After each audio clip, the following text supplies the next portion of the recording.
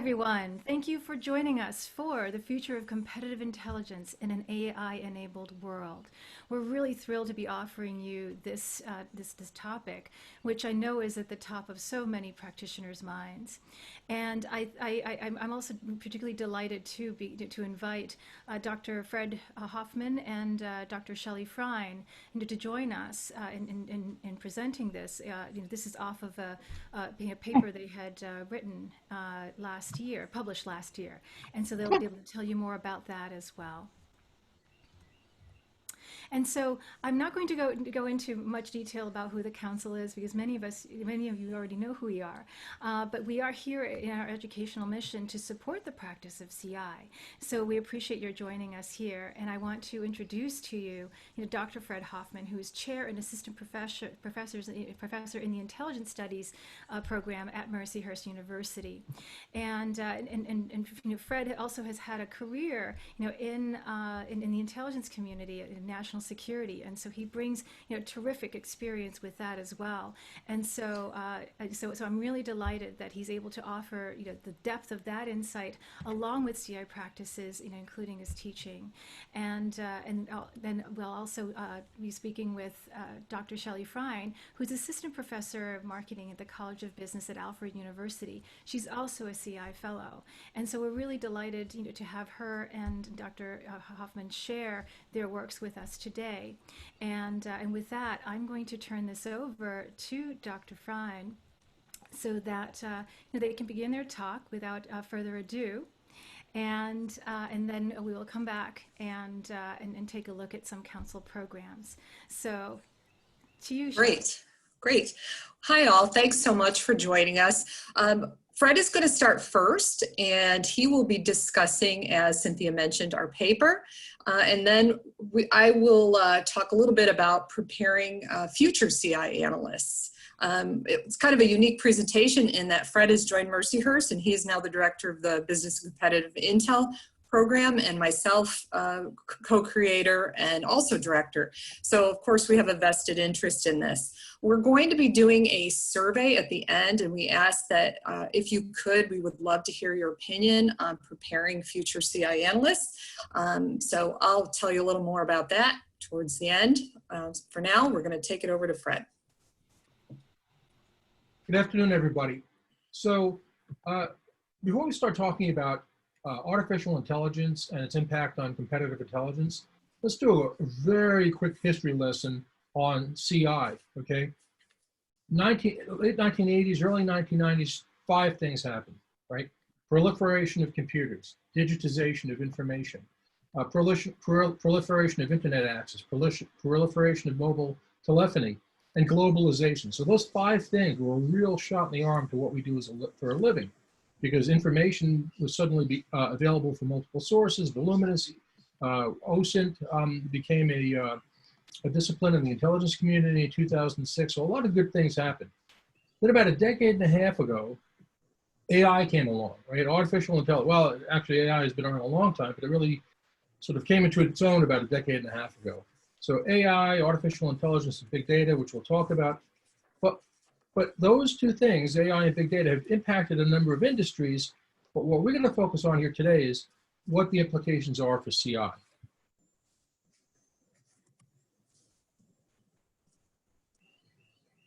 Okay, so what we're going to talk about today are these things. And you'll see there's a variety of topics we're going to really touch on. But I want to kick off with talking about bottom line up front, okay, BLUF. So what are 4 things that we as CI practitioners can anticipate in this new environment? And then what are 6 things that we can do to adapt to that new environment that we find ourselves in? So to make those things more clear, we're going to touch on these other topics that you see here.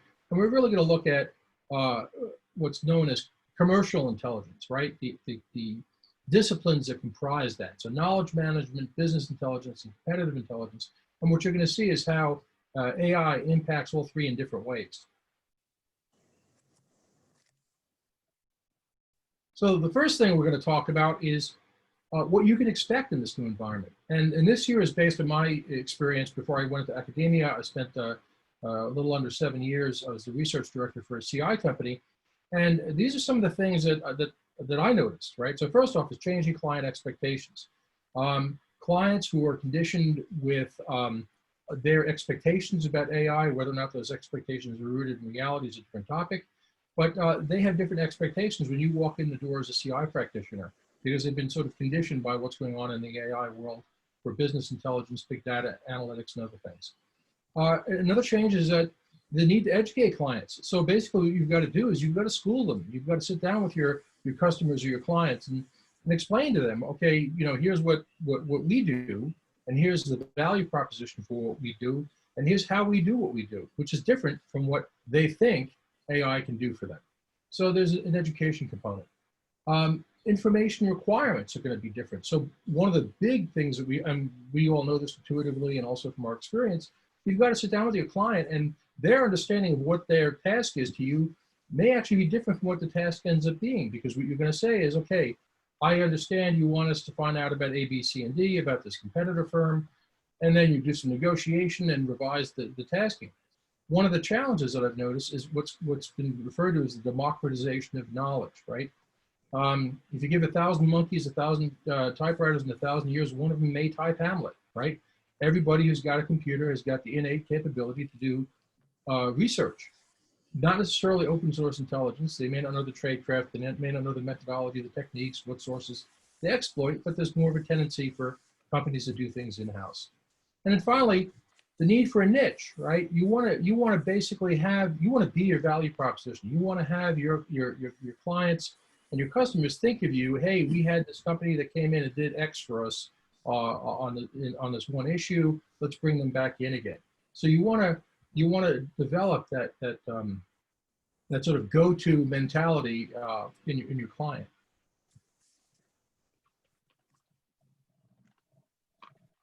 So 6 ways that we can adapt. All right.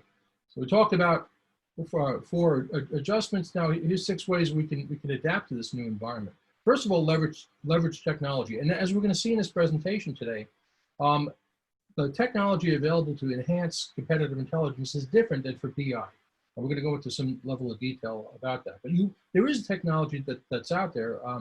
The company I used to work for, we had our own competitive intelligence product that was developed by competitive intelligence practitioners and pushed out to very satisfied customers who make good use of it. But bottom line is you want to enhance your existing capabilities and develop new skills doing your traditional competitive intelligence activities using technology. Second, become a master presenter, become a storyteller. That's really what we're good at. We're good storytellers, okay? Because there's the what, where you come in and you throw up your slide, you do your visualization, and then you tell, explain what the person is looking at, but then you say the why, right? What are the implications? What does this mean? Okay, looking down the road into the future, what does it really translate to? So you want to be a good storyteller, you want to be a visualizer. And then third, you want to adapt and adjust to the new information. So what happens is on a lot of these CI projects, in fact, I can't think of any where this wasn't the case, you start off with initial requirements, you go out, you do some collection, you come back along the way, and you have your checkpoints with the client. The client says, this is great, A, B, and C are great, D, E, and F, not so much, and then you sort of shift gears. So you want to become adaptable, okay, if you aren't already. Okay, acquiring skills and modifying workflows. This kind of ties in with the software and the technology point that I made. Because what you want to do is you want to selectively go out and pull in technology that's going to benefit you, that's going to give you an enhanced capability or a new capability that you didn't have before. But a real foot stomper here, folks, is you don't want to let the technology drive how you do your business. You want to look at the technology very critically and say, what can this do for me? What can I do differently? What can I do that I haven't been able to do before? What can I do better? Okay, so you want to adapt technology and bring that into your tool chest. Agile generalists. This is actually a huge point because one of the problems with the proliferation of information is you can't be the resident expert. I mean, I can recall, I'm old enough to remember working with colleagues in the IC where you had a guy or a woman you went to, and they were the resident expert on topic X. Nobody knew more than they did. You go to them, and they can give you a chapter and verse. The problem for us as CI professionals right now is that we can't base our value in that anymore, okay, as being subject matter experts. What we can do, however, is be experts in knowing where to go to obtain information. that is accessible, reliable, and provides insights to the customers. So that's kind of a shift there, cultural shift, becoming an agile generalist. And then finally, adopting a modular approach. And what I mean by this is you basically develop repeatable skill sets, because what this does is it familiarizes people with their expectations of what they're supposed to be doing, how they're going to do it, who's going to be doing it.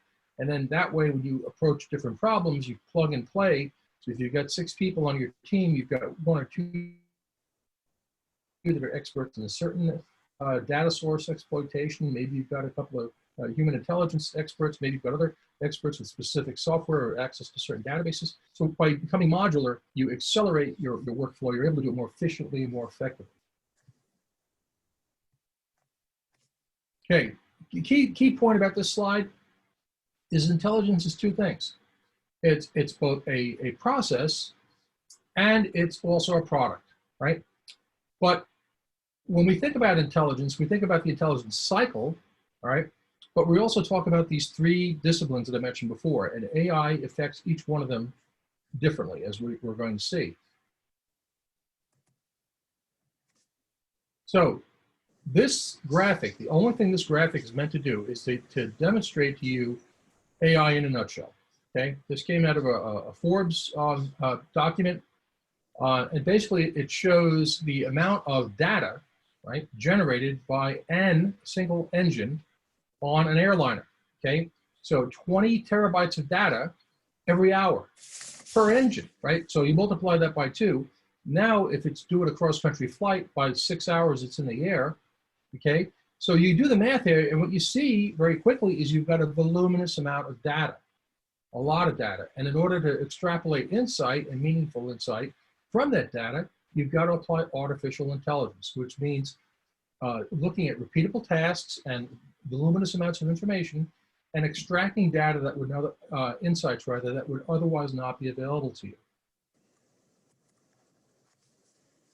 So AI has had some real achievements. Okay, it's had some noteworthy, globally newsworthy achievements in recent years. Okay, 1997, IBM's Deepwater Blue, the predecessor to its current Watson, beat Garry Kasparov in chess. That's a pretty cool achievement. The Roomba vacuum. I don't know how many of you have one. I have one at home somewhere, gathering dust. Not in the way it was intended to, but it's gathering dust. Then you've got IBM Watson won on Jeopardy. That was a big deal, okay? So here's what happened. IBM went out and bought 3 companies because IBM was determined to move into the healthcare space. Their thinking was, we're gonna take this AI system where we can put voluminous amounts of medical information, diagnostic stuff, journal information, and make it easier for oncologists to extract information, wisdom from that and make better cancer predictions, right? Diagnoses. So they partnered with the Anderson Research Center, right? I believe it's in Houston, Texas. Anderson dropped $60 million on the IBM effort. The problem was the effort fell on its face because of reasons that we're going to talk about. An AI system is not at the point where it can match human cognition. So the bottom line here is AI has got a lot of hype. It's got a lot of focused utility. So when you get in the car and you use Waze or Skype, not Skype, other navigational systems, okay, you're using AI, right? But it's focused. It's very narrowly defined AI. So the AI system that beat Garry Kasparov in chess is not going to be able to vacuum your house. Okay, very different focus areas. So flavors of AI, and this is what I was just talking about. There's 2 flavors really. There's narrowly focused AI, okay? Search engines, that's an example.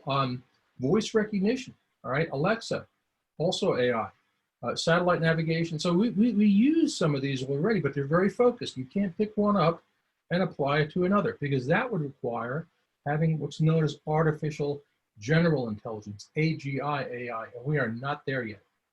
But artificial intelligence, AGI, the problem with a lot of the hype is that when you go in to talk to your clients, they're thinking, many of them, in this way, especially if they're not necessarily technically oriented, okay?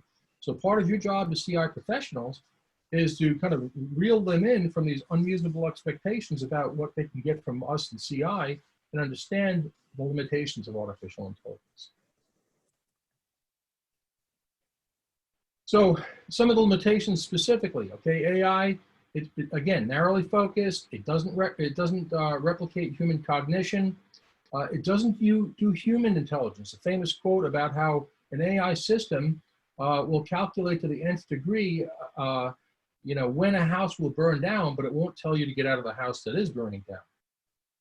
And the bottom line with all the hype is the hype's created a lot of high expectations, but as we saw in the IBM case, and that's a representative example, by the way, it's not the only example, but people have gone in buying into the hype and having unrealistic expectations only to be disappointed.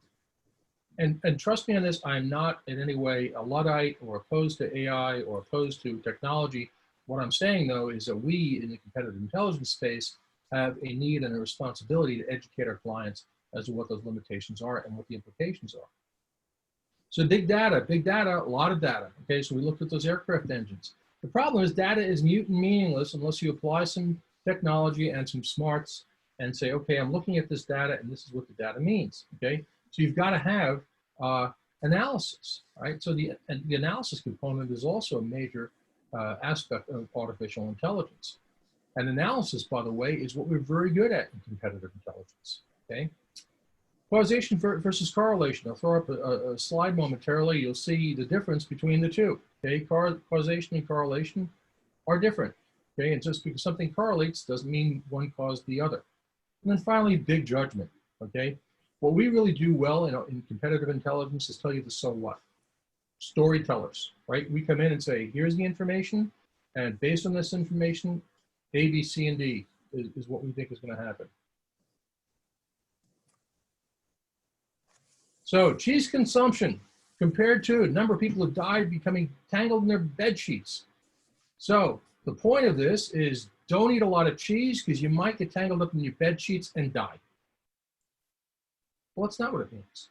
But the thing is, the point here is visualization is powerful, it's helpful, it's useful, but you've got to also bear in mind what it is you're visualizing and have the analysis, right? Not just the data, but also the analysis. And that's what we're very good at in competitive intelligence. So in the public space, all right, you've got in the intelligence community, all right, a number of entities, all right, DIA in 2017, and I know this number's gone up considerably, but in terms of open source information, they had 137 AI-related pilot projects.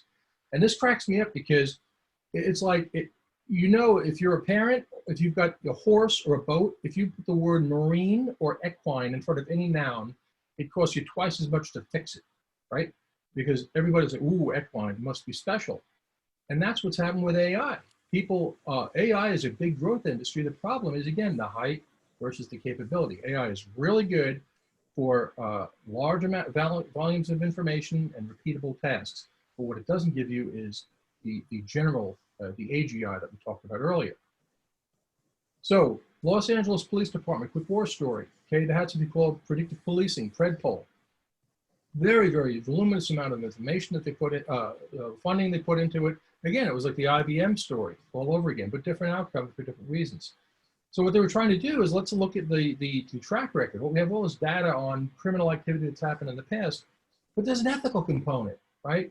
People lost their minds and said, wait a minute, what are we doing? We can't do this. So my point here is just because you can do something doesn't mean you should. Second of all, just because you can do something doesn't mean it's going to be accepted. Okay, and then third of all, just because you have the technology to do something doesn't mean it's going to give you what you think it's going to give you. So these are three shortcomings associated with AI in the public sector.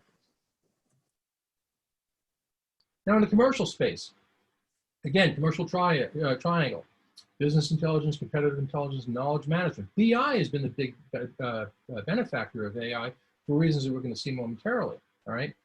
And what's developed from that is a subset of BI, which is now known as big data analytics, okay?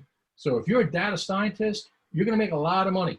A lot of companies want data scientists right now because a lot of companies have systems that, guess what? They generate massive amounts of information, okay? So they wanna take that information, put it into subset databases and be able to derive wisdom from it. And for that, you need a data scientist. So that drew directly from BI, and we'll talk about BI momentarily.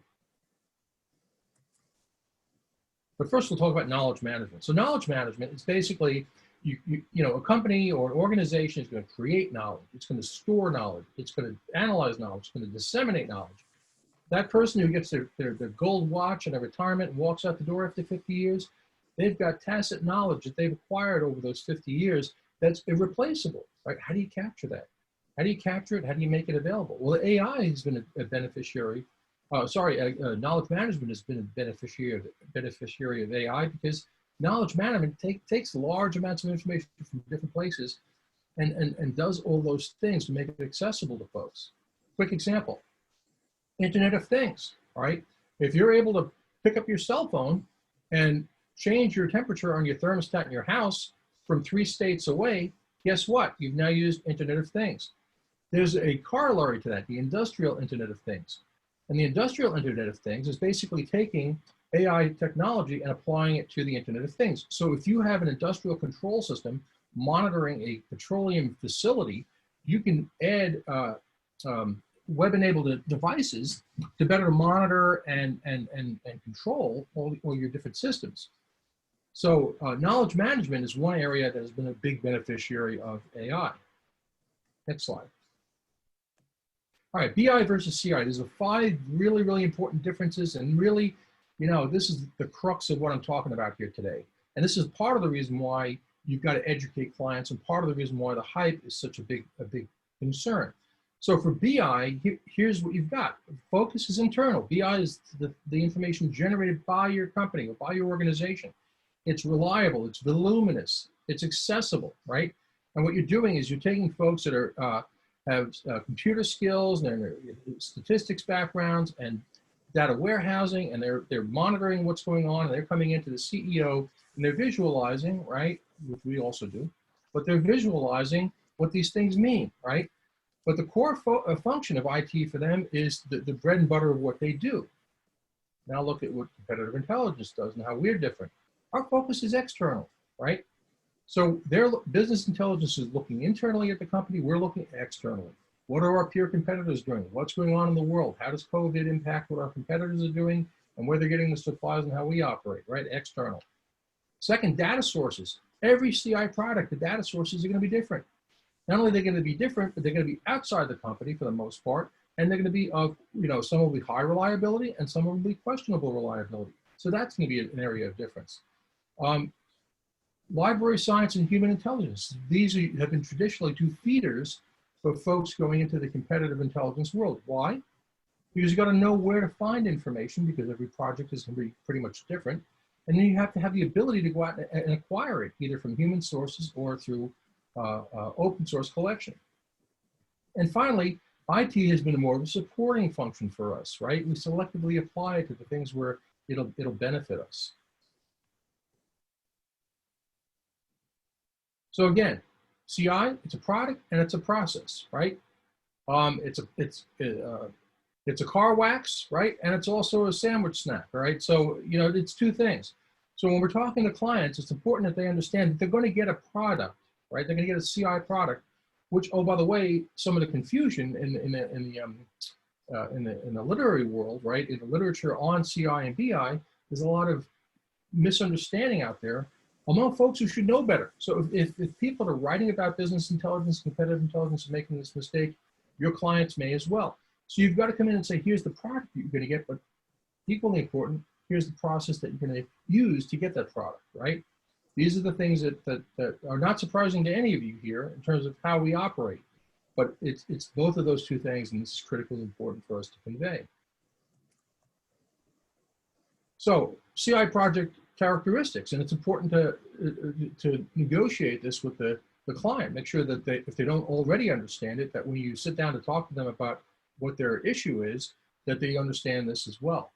So, as I mentioned before, every CI project is basically going to have unique requirements, unique sources of data, different ways of acquiring that data. Okay, it may be qualitative, it may be quantitative. There may be human sources, which really you don't do in BI, at least not in a systematic way, right?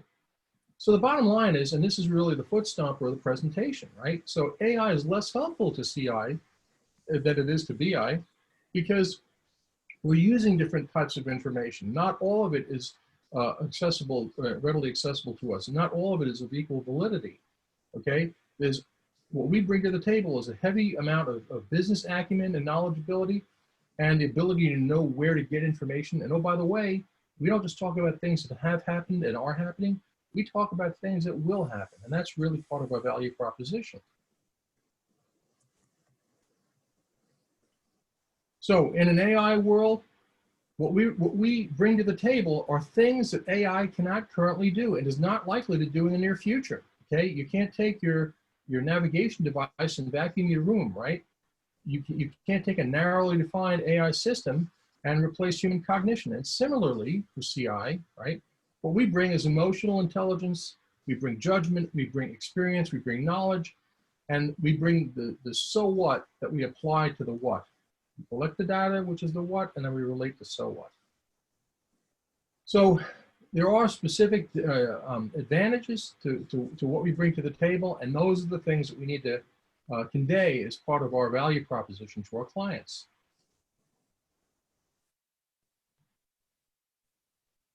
So again, AI systems very quickly go through voluminous amounts of information and gain insights, okay? But what it can't do is address intent. It cannot address intent. It can give you an indication, but an indication is not the same as definitively saying, you know, Pakistan is going to cross the Indian border tomorrow at 9 a.m., right? Very different. AI is unbiased, right? Because basically you're pulling the data, and if you're pulling from internal sources, it's voluminous and reliable. So it's not biased. But what do CI practitioners do? We separate the wheat from the chaff to gain insight, okay? Because we know where to get the information to answer the questions that we've negotiated with the client. We know how to interpret that information and to make analytical assessments and help them gain insight as to what to do or not do. We can address motive and intent. Motive and intent is in the future, okay? And we can talk about the why, right? So these are things that we bring to the table and that we're practitioners of, that unfortunately AI will help us in certain ways, but it cannot replace the things that I just talked about. So just as a recap, you know, we covered a lot of things here today very quickly. We go into a lot more detail and there's sourcing material in our article on all these things. But the bottom line is AI is of value to us in specific applied ways. It'll help us to do things, certain things better that we are currently doing. It'll give us capabilities to do things we haven't done in the past, but it doesn't benefit in the same way or to the same extent that it benefits knowledge management and business intelligence. So we're going to hand the baton over. Thank you, Fred. So we've talked about, or Fred has just filled you in on current CI analysts. We both, as I mentioned earlier, have a vested interest in how do we prepare future CI analysts. So I'm going to just hit a couple high points and recall we do have a survey at the end. So Fred talked about 6 ways practitioners can adapt. I'm going to just hit some of the key trends here, and then we're going to apply a little bit of gap analysis. So key points that practitioners adapting, of course, knowing the technology, knowing how to visualize. There's going to be new information, of course, and new tools and software. This is basically, as you can see, a trend in technology, knowing the data and how to use it. Not necessarily programming it, but knowing how to take it and tell the stories. This ties closely to a study that a couple grad students and I did a few years ago, where we looked at business analytics, which is of course another whole field, but there is a true synergy with CI. Taking 3 top job search engines, we looked at business analytics and we looked at the skill sets, and we found, as you can see, it's very multidisciplinary. There is the intelligence needs, the business needs, and the computer science needs.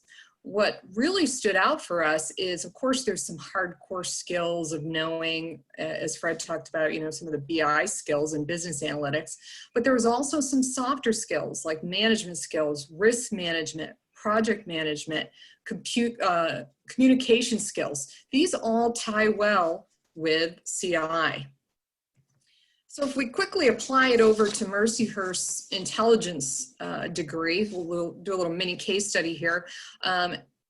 It is multidisciplinary in itself. There is the theories and methods that are used specifically for the discipline. So for our business competitive intel, it's business, it's good old Michael Porter and many other STEEP, SWOT, all those good methodologies.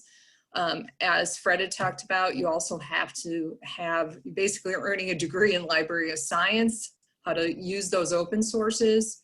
And then communication is very key. But as I just mentioned, let's do a little gap analysis here. What we need, and it's not just Mercyhurst, but I think in preparing for CI analysts, there is definitely a need for some of the tools that are used in analytics and understanding collection of information and technology. So this ties back, I feel like I'm going to beat the dead horse here, but this ties back to how analytics and data really, as we mentioned before, marries with CI. When I teach financial ratio analysis and I'm showing them spreadsheets and income statements, etc., that's really interesting. Yes, that is the what, but that's all it says. And that's basically like AI, Internet of Things. It is the what. But why is this occurring? So analysts, as you know, have to have a lot of different skill sets. And I feel that we definitely have to maybe incorporate some of the analytics skill sets. So the key steps in preparing for that future CI analyst, research shows, of course, that we got to have those foundations, the theories, the methodologies of business, some basic knowledge of the tools and software. If they love it, they can go deeper, and AI and how to use it. Not necessarily how to do deep programming like a data scientist or a true business intelligence analyst, but basically what does it all mean, how to use it. And then good old-fashioned critical thinking, which Fred just talked about, what AI can't do, and communication skills. I always have presented especially the BCI program and CI analysts as kind of the liaison between executives and those data scientists. How do we collect this data? How do we analyze it? And then how do we communicate it? And of course, that's an amazing skill set to have. So we've talked a lot about good old AI, preparing an analyst, but I want to talk about very quickly, who are our future analysts? What do they look like? So our recent high school graduate, think about our recent high school graduate. Usually everybody's doom and gloom about, oh, our future generations. But I'm going to argue these are going to be some pretty good analysts because they've had to adapt to lots of changes in the environment. First off, they're born after 9/11. There were school shootings every year that they went to school, except this year because schools were closed. And they graduated with a pandemic, Black Lives Matter, and all the protests at the end of their high school career. That sounds pretty doom and gloom, but I'm going to tell you a very quick story. So a little local town where I grew up was doing a graduation ceremony. And I want you to think about it as a CI analyst. So the task is to graduate. But instead of a traditional pomp and circumstance, they're going to do a parade. So a different approach. They could ride in any kind of vehicle, whatever they wanted to use. They could wear whatever garb, within reason. But their task was to graduate. So in this small little town, you had fancy cars and people dressed up with the signs, of the senior. It is a small rural town. You had graduates driving tractors. There were military vehicles coming down the parade. There was semi-beds with picnic tables and students graduating and waving. This is a little shout out to my nephew. This was my nephew.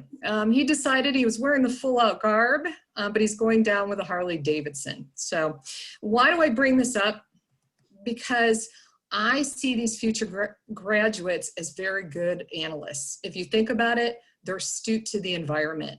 If we applied STEEP, they know the social trends going on. They know social media. They have seen the social protests. Technology, I would argue they've been born with a cell phone in hand, right? They've always had the internet. Economic, I'm hearing over and over again, what future career should I pick because of our economic crunch?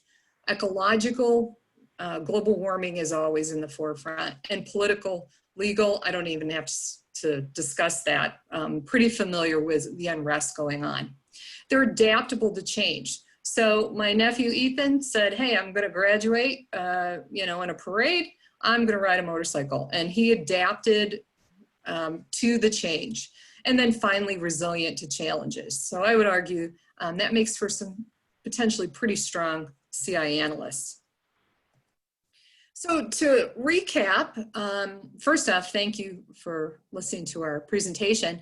I am going to throw out the question, what classes and skills do you feel are needed for future CI analysts? So this is something we can discuss today, or as I mentioned, we really would love for you to take the survey.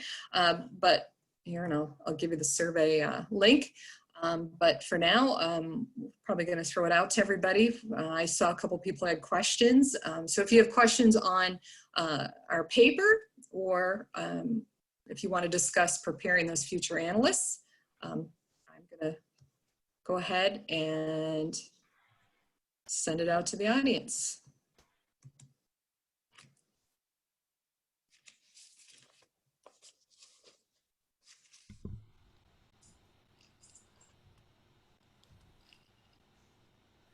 Fabulous. Thank you, Shelly. And thank you, Fred, for giving us this terrific overview. And I do hope people will participate in this survey, because it really does help to build this body of knowledge, right? So we're all in this. And I do want to point out, for those of you who've been focused on the screen, on the video portion, that there has been some very interesting discussions happening in the chat. And one of the first things that I want to tackle, and Fred, I see you've been there as well in conversation with some of the posters, is the question about biases that has come up regarding AI, and specifically algorithmic biases, right? Basically, these are systems that people are still building, and so when we're talking about narrow or AGI, I know these are questions. Claudia had mentioned that there are some ways that we're using, sort of human sort of driven tools to help correct for these types of biases using scoring. So I think it's just fantastic that we've got this kind of thinking going on.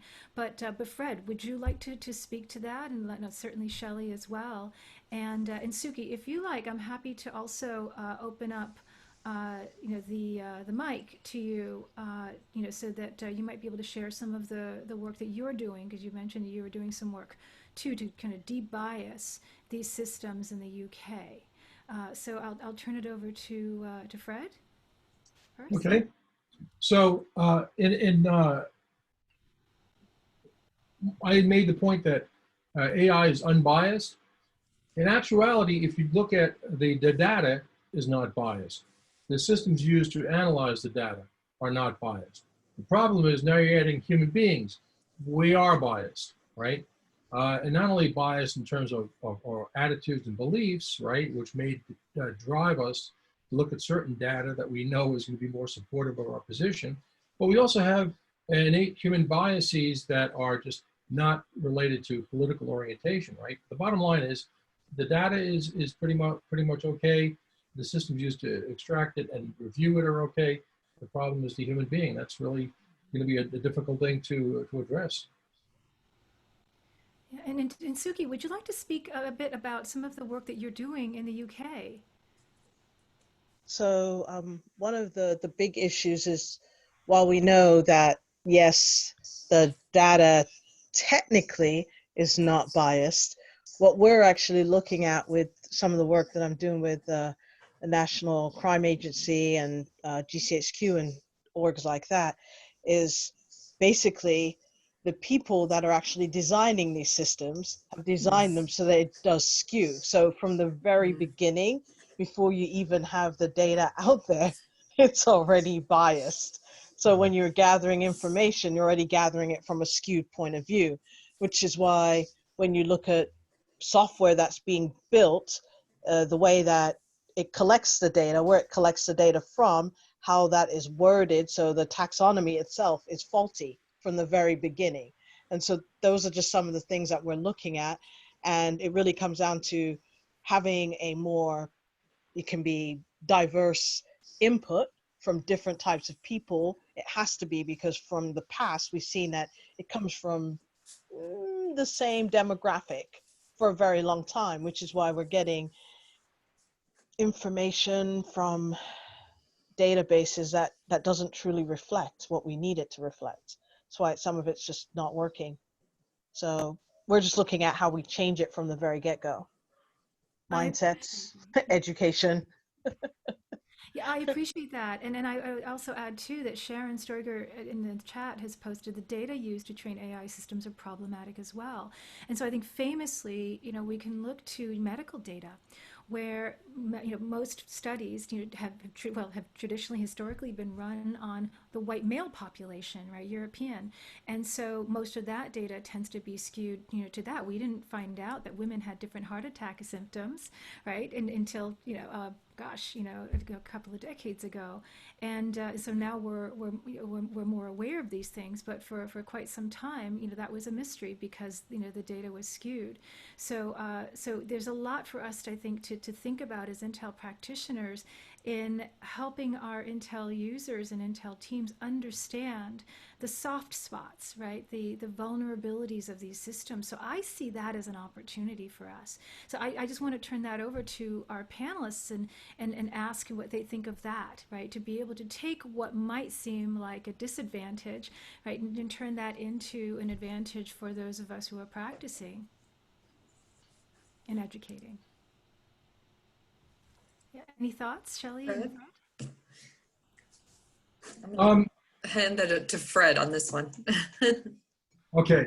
Actually, while you were speaking, Cynthia, I was also looking at a question from Amrithandra, which I think also ties into this, right? On an example of AI being used to help us in CI. And I mentioned during my presentation about a product that the company I used to work for generated, which was a CI software package, right? And what that system did was it was very good at going out into the world and pulling in open source information, right? Publicly accessible information, and doing searches. So basically doing things that we already do, which is going out and searching, right? But automating specific tasks. And this gets to another point that I was making about you want to be selective in what technology you acquire. So if you want to go out and search the world, let's say you're a drug company, right? You're a pharmaceutical company, and you've got a team of CI practitioners, as most of those companies do. One of the things they're going to do is they're going to look worldwide at, who's generating patents. What are those patents for? Who's hiring, right? What are they hiring for? And this is very time consuming and tedious. If you could automate that, right, and have that information pushed to you rather than you having to go out and go to these different sources and pull it, that's a huge advantage. So that's a selective application of AI to enhance something that we already do, but do it faster and more voluminously. I know, just kind of spinning off what Fred said, I know one of the challenges that our students have, and of course this comes with experience too, is just the overabundance of information, right? So so students tend to get, and I'm sure this happens with analysts, get just inundated with all this information, and what do we use, what don't we use? And really, if you think about it, that is a true selling point of CI. We should really be in the front end of picking and trying to be non-biased in our collections of information. So I would say that is a struggle I know my students are having, and it's a skill that I think we need to continue to hone in on, and could be of great value for CI. Right, the discipline. It also speaks to having a diversity of perspectives well represented Right. too along all aspects in the organization and on CI teams. And so speaking of organizations, Fred, you mentioned Emret's question about the organizations using CI. And so the question, I just want to put a finer point on the question, do you feel that this is still early in its adoption in organizations? Do you see differences among various types of organizations in different sectors in terms of AI adoption for intelligence purposes? Oh, yeah, yes. I think in some ways we're still in the wild, wild west phase, right? So you've got different practitioners that are out there. And oh, by the way, each industry is going to have its own needs, right? So you may be a pharma company interested in patents and you're interested in who's hiring whom. Maybe in a different industry, your needs are different, right? So the nature of your needs are going to drive what you want to enhance or a capability you want to develop that you hadn't had before, right? So that's one driver, is what industry are you from?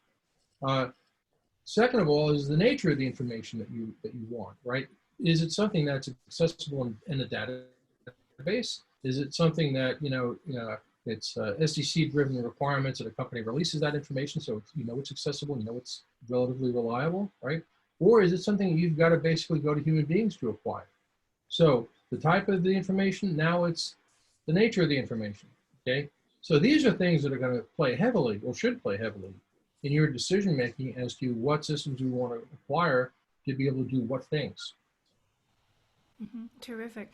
And so, and actually, there's a question here posted by Jean-Francois Pelly.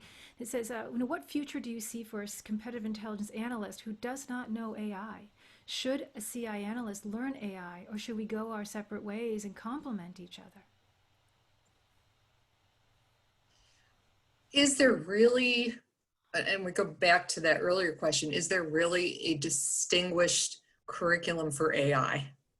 It's too early. But I'd love to hear what other folks hear about think about this. CI can go in lots of different arenas, correct? So I think that a future CI analyst that may not know AI, but has a basic knowledge of what data is out there, how to use it, how to visualize it. I think it's still a skill set you're going to need. I don't think it's going to go away. I think you're going to have some knowledge there. But can we teach AI right now? I don't think there's necessarily a full-blown curriculum yet. We can give them kind of a taste of it. I don't think you can go separate ways, though. I think it's going to always be a part of that discipline. And I don't know if Fred agrees or disagrees, but I don't foresee it going away. And I think it will make you kind of vulnerable as an analyst if you don't have just kind of a basic knowledge of it's out there and how to interpret some of it, or at least be part of the team that uses it. Right. One of the slides I talked about had the major differences between BI and CI. And the reason why AI is so beneficial to business intelligence is because of the nature of business intelligence and the sources of information, processes. It just lends itself to applying software, right, to large volumes of reliable data and to be able to gain better insights. Absolutely, it's a perfect fit for business intelligence.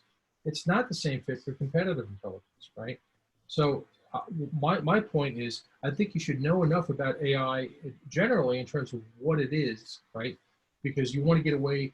A lot of people have been subjected to the hype and don't have a full understanding of what AI, especially narrowly defined AI, is, right? So it may do really, really great things in one area, defeating folks on Jeopardy and doing other things like that. And everybody sits back and, ooh, wow. But then when you drop $60,000 if you're at the Anderson Medical Center, and it turns out to be a failure where they literally walked away from the project, and it was human problems, right? It was the planning and preparation and the assumptions going into it. That's what undermined the validity of the project, okay, in terms of what they got out of it. So two things. One, understand what AI really means, okay? Machine learning, AI, whatever you term it, is basically taking a lot of information and applying software and analyst skills to extract insights that were not previously available. I mean, that in a nutshell is what it is. So understand that. And second of all, understand what you and your client's information needs are and how AI might be able to be applied. And in a lot of cases, it can, all right? Now, that's the truth in 2020, maybe different in 2030 if we get into more of an AI system that it's more general. It does do more approximation of human cognition. But we're a long way from that.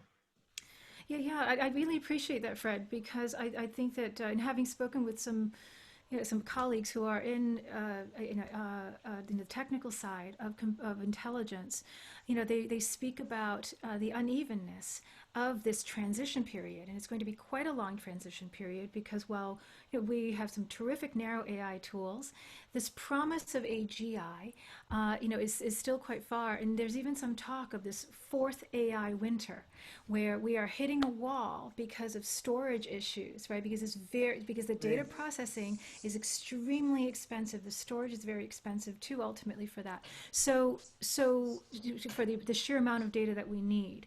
And so we're hitting a wall with that. We're hitting a wall with other technological aspects. And so while there's a lot of sort of the popular press version of AI, there's the reality that many of us are dealing with. And I see that as we go, there are a couple of things. One is that Intel professionals are going to have to conduct situational analysis, right, constantly regarding AI and understanding where we're at and what we need to do to respond given the various contexts. And the other is that we need to educate our users, right, in that, because they're buying into a lot of the sales pitches. August had mentioned that they were looking at some tool in the chat. For those of you who are tracking, they were looking at some tools, and there was the promise of versus the reality that they're facing with, and so there's this constant tension with that, and so it's very important for us to stay on top of this space. So thank you for this.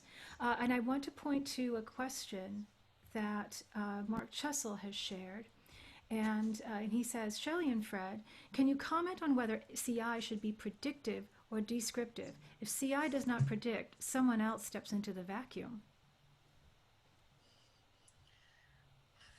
Predictive and or descriptive. Well, I foresee descriptive, unless I'm misinterpreting, but descriptive being this is the data, this is the what, this is dashboards and showing information.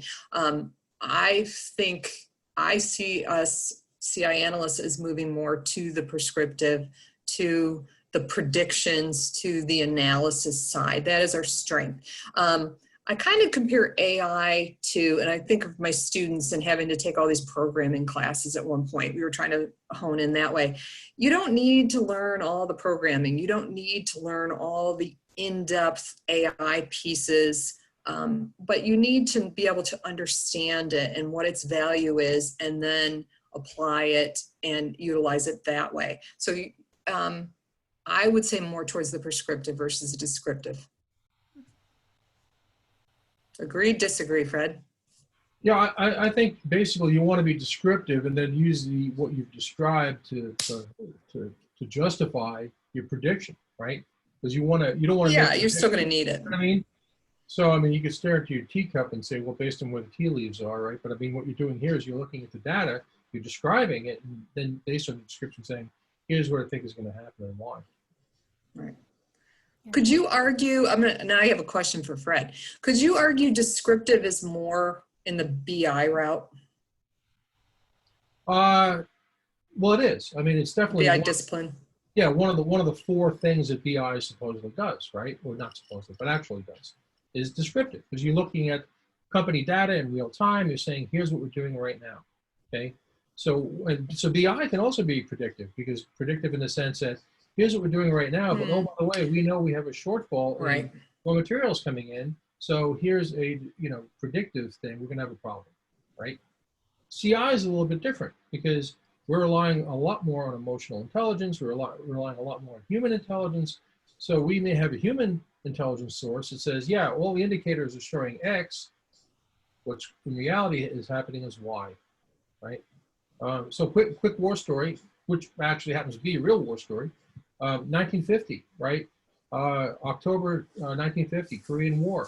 So General MacArthur wanted to know if China is going to intervene in the Korean War. And we had aerial reconnaissance, right? So technology, right? Aerial reconnaissance, we could cover everything that was on the ground.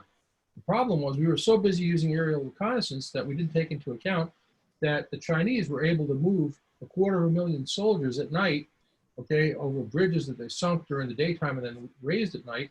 They moved 250,000 soldiers into North Korea. My point is, we were using something that was very good and very capable, but it was narrowly defined, right? Aerial reconnaissance did certain things really well and other things not at all.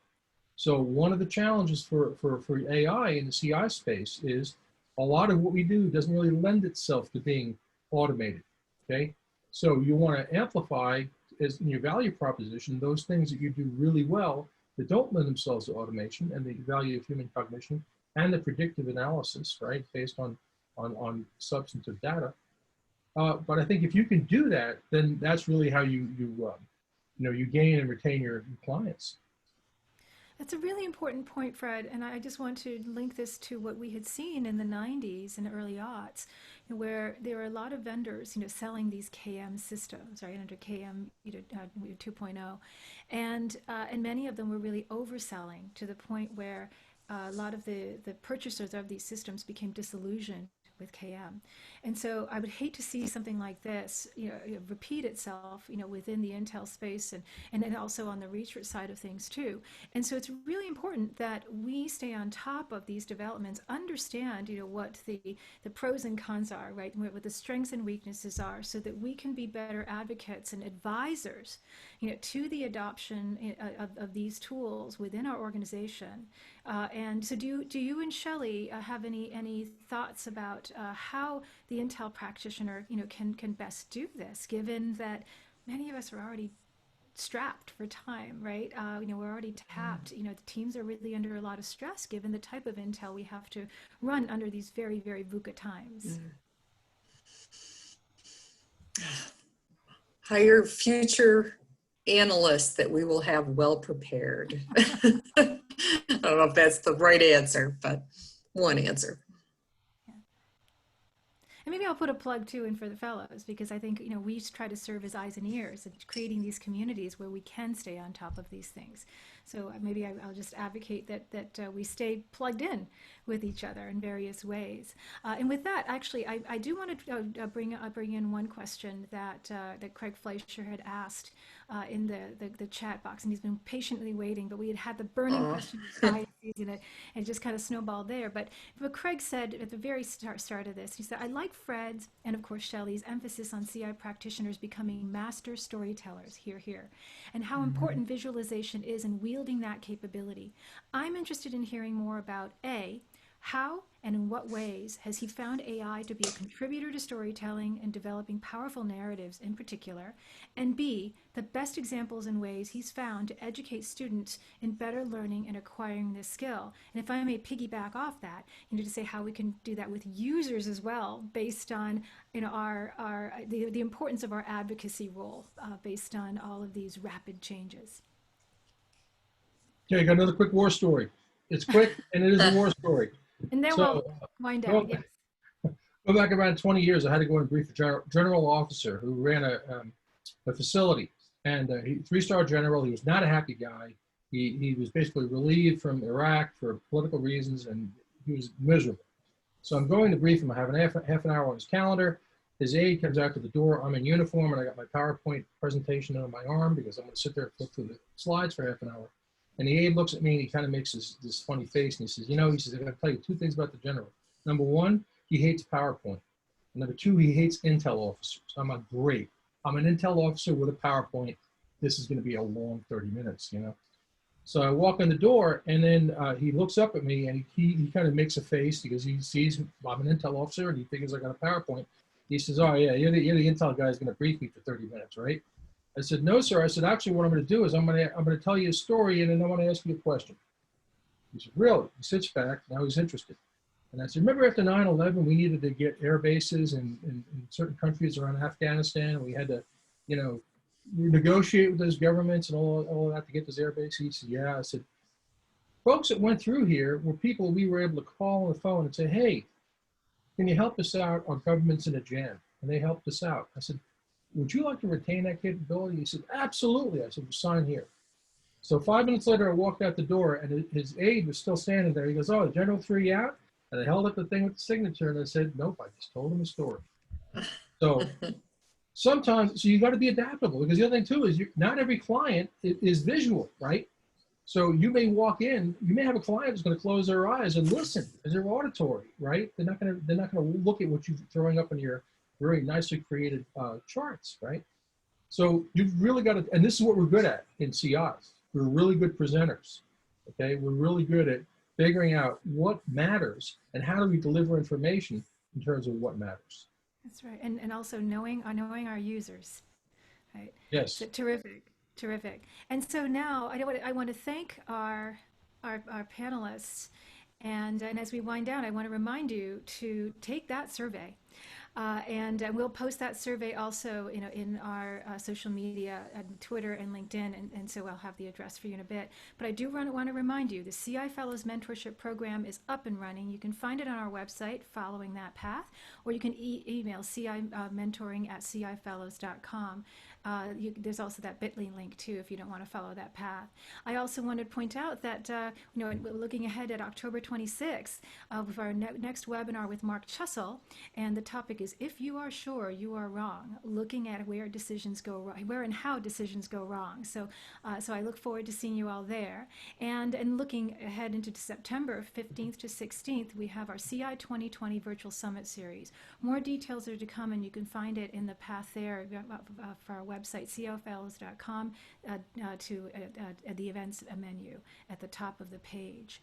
And with that, I want to thank you all for joining us and for sticking with us. Especially I think we're about a minute over. And another wonderful discussion. And again, just not enough time. So I do encourage you, to stay in touch and to join us, in our social media, LinkedIn group and Twitter. But thanks so much to Dr. Fred Hoffman and Dr. Shelly Freyn, for kicking off this wonderful discussion and sharing with us your expertise and your ongoing research. So again, another plug for that survey. So stay connected with us. We have our newsletter that goes out once a month that basically tells you what's going on, and with a link to our next webinars. And we have our recordings available on our website, also in our YouTube channel. But stay in touch via Twitter and via our community group as well, and you'll stay on top of everything that's going on, including that survey link. So thank you all very much. And any final words, Shelly and Fred? Oh, just thank you for the opportunity to kind of share our paper and our work. Terrific. And thanks for your great work. And I look forward to the ongoing research. All right, everyone, we're going to stop the recording here. And at this point, we can just chat amongst ourselves.